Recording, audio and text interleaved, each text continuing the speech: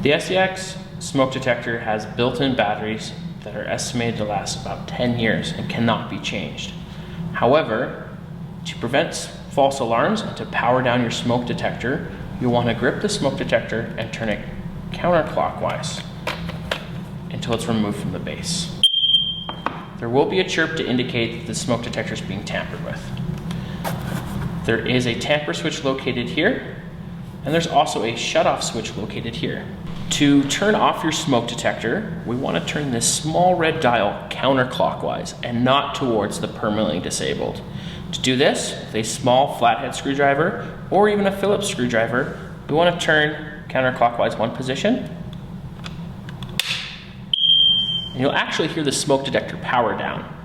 Now the smoke detector will not be reporting to the panel and will not cause false alarms. This is ideal if your home is full of smoke due to a cooking accident or if you're looking to do renovations in the home. This switch does not need to be turned back to on. For when you reattach the base,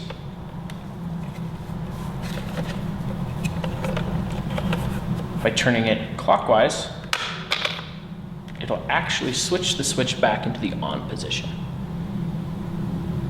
There is a hush button located here in the center that can be pressed to silence any alarms.